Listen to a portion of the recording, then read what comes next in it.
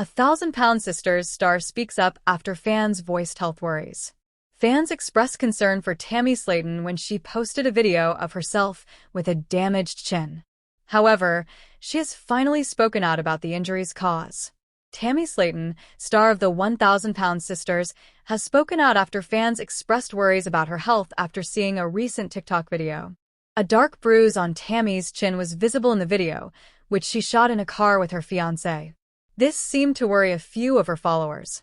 After appearing on 1,000-pound sisters, Tammy, 39, became well known as one half of the Slaton sisters.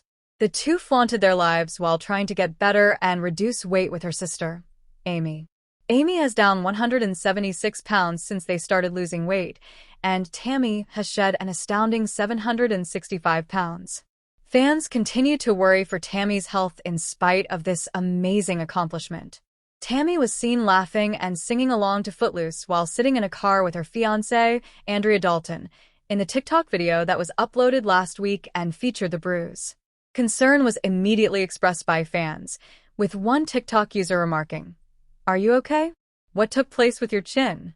But now that she has spoken out about what transpired, she bears the mark. But for months, Amy Slaton had been contemplating this moment. She was finally prepared to have plastic surgery after years of battling her weight, overcoming health scares, and becoming a proud mother of 2 young sons. Despite her considerable weight loss, her body still bore the scars of her journey. Loose skin around her arms, legs, and stomach that caused her to feel self-conscious and uneasy. Amy sat anxiously in the waiting area of a prominent Nashville plastic surgery clinic on a sunny Monday morning. Although she claimed it was only to make sure Amy don't get talked into something crazy, Tammy had insisted on going. Actually, Tammy was intrigued, a little dubious, a little supportive. Amy's pulse was racing as she entered the consultation room when the nurse finally called her name. Entering with a pleasant smile was Dr. Collins, a gentle surgeon with years of experience. He started by examining her record and said, "So, Amy, congrats on your weight loss. That is a significant accomplishment. What has brought you in today, please?" Amy inhaled deeply. "I've put a lot of effort into losing weight, but I feel like my body doesn't reflect the effort I've put in. I have a lot of loose skin, which is heavy. Even chasing after my boys can ache at times. All I want is to literally be comfortable in my own skin." Tammy said, "She's already gorgeous," as she sat in the corner with her arms folded. "She wants to feel more like herself, though, and I understand that." Dr. Collins gave a nod. "That is extremely typical. After losing a significant amount of weight, many patients prefer surgery to remove extra skin. I would suggest an extended tummy tuck and perhaps a breast lift as your first procedures. We could talk about arms and thighs later. However, it's crucial to be aware of the hazards, which include scars, healing time, and, of course, the psychological aspects of recuperation." Amy's gaze expanded. "Will it cause a lot of pain? I mean, I've had C-sections, but now I have children to care for." "That's a legitimate worry," Dr. Collins said. "You would require assistance in the initial weeks. No chasing youngsters around or lifting. Are you supported at home?" Amy paused. Even though Tammy had made significant progress, she still had her own health problems, and her mother wasn't always trustworthy. Then she gave a small smile. "My friends, sister, and possibly Michael can assist. I'll work that out." Amy started to feel both excited and nervous as the conversation went on. She pictured a lighter, more liberated, and more at ease version of herself in the mirror, the one she had always dreamed of. However, she also pictured herself lying in bed, unable to move due to pain and stitches. Amy and Tammy went out to the car after the consultation. The stillness was broken first by Tammy. "So, what are your thoughts?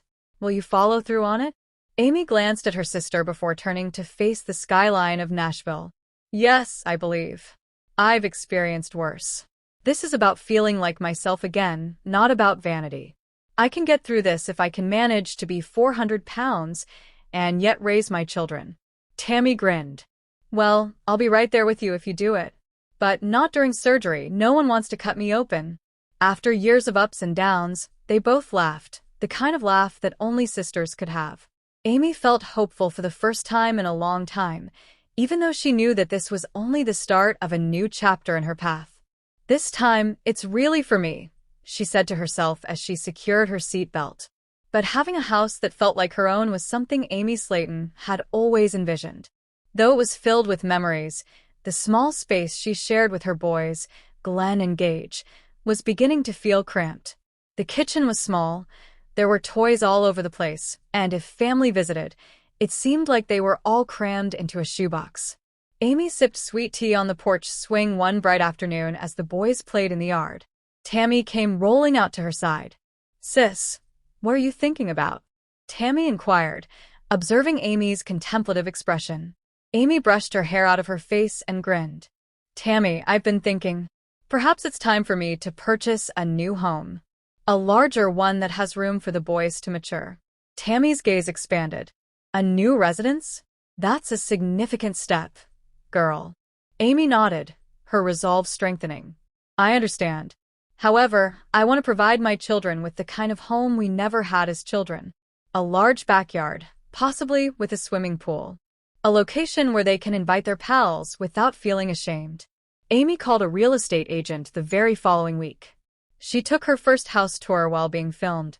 A lovely 2-story house with a spacious kitchen, a playroom, and even a little garden was shown to her by the agent. "This is my room," Gage shouted as he dashed across the rooms. "This is my room."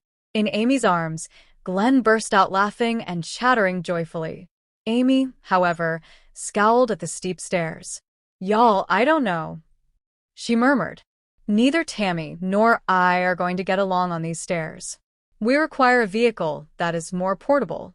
They toured a second home, a comfortable ranch-style house without any steps. There were large windows in the living room that let in golden sunlight. Tammy smiled as she rolled through the room. "This feels right now," she remarked. Amy strolled carefully around the house, picturing birthday celebrations, Christmas mornings, and family meals.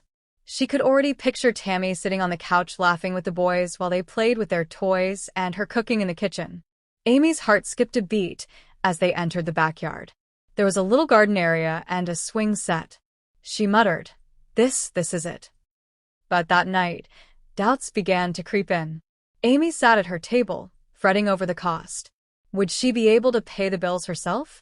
Would the boys experience too much stress for moving? Reaching for her phone, she dialed her mother.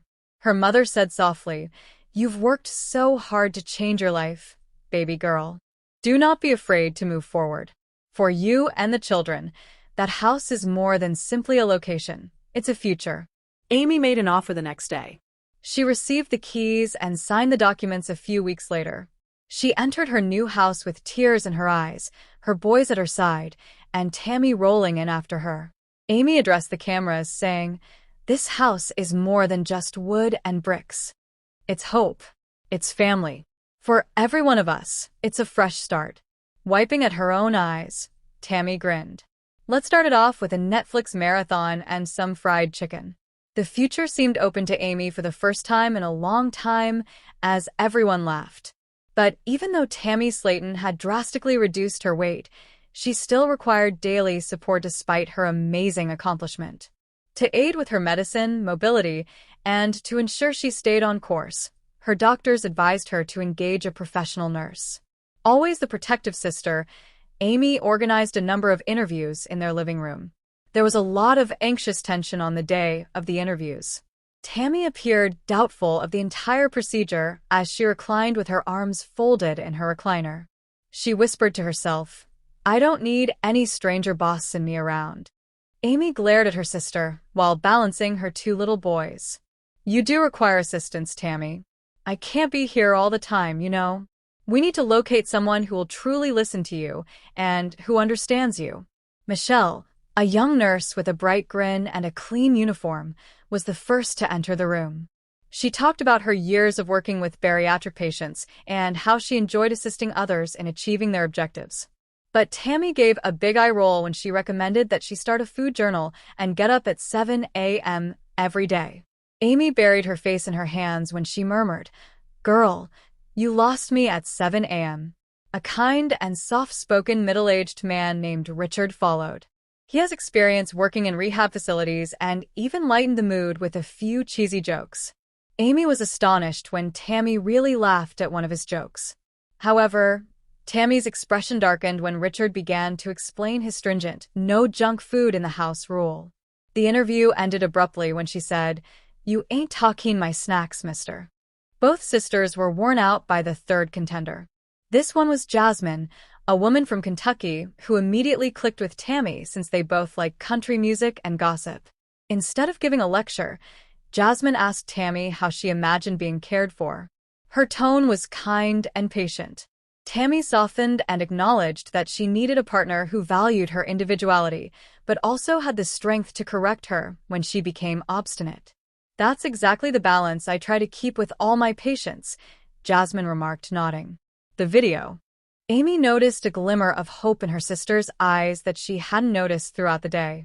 "I think I actually like her," Tammy said in a whisper as she turned to face Jasmine after she had departed. Amy grinned in relief. "You see? We'll find someone who understands you, I promised." Jasmine was formally hired by Tammy as her nurse before the end of the week. The initial days were difficult. Tammy continued to push the envelope by smuggling in additional soda when she believed no one was watching. However, Jasmine gently reminded her of the greater goal, living long enough to support her family and perhaps even enjoy life outside of her recliner, while remaining composed and strong. Tammy gradually came to trust her, and improvement followed. Knowing that Tammy had someone trustworthy by her side relieved Amy of some of her burdens. It was the start of a new chapter in Tammy's life, one in which she would no longer have to face her struggles alone. Although she would never publicly acknowledge it, she secretly felt thankful that her younger sister had encouraged her to participate in those interviews. But with her oxygen machine buzzing softly next to her, Tammy Slaton sat in her living room. One could just feel the excitement in the air. She and her sister Amy had been preparing for a trip to London for weeks, something they never would have imagined was conceivable.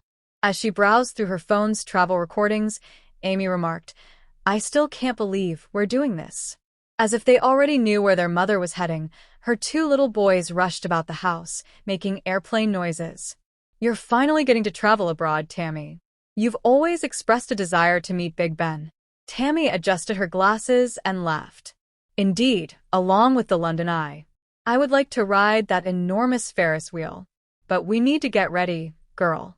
Packing a suitcase isn't enough. It's London. We must appear the part." The sisters embarked on their quest. They went shopping first. They desired clothing that would provide them comfort and confidence when they were on the road.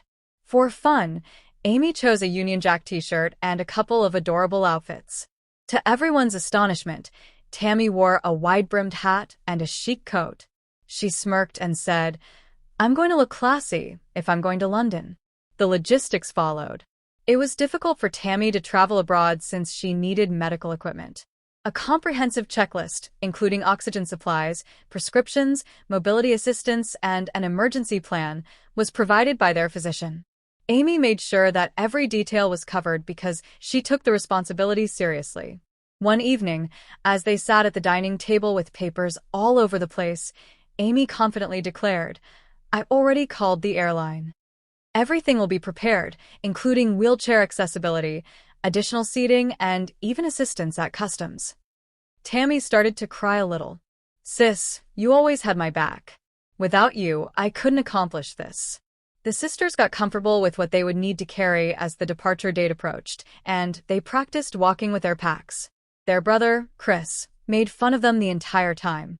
He chuckled and said, "You guys act like the Queen is going to invite you to tea." "She might." Tammy raised an eyebrow in response. "Don't be envious when I'm in Buckingham Palace sipping tea with my pinky." The house was bustling the night before the excursion. As Amy tucked her boys into bed, she reiterated that Mama will return with gifts and stories from her great vacation. Tammy, meantime, sat by her window and dreamed of the cobblestone streets and city lights of London that she would soon be able to see for herself. The entire family gathered to bid them farewell in the morning.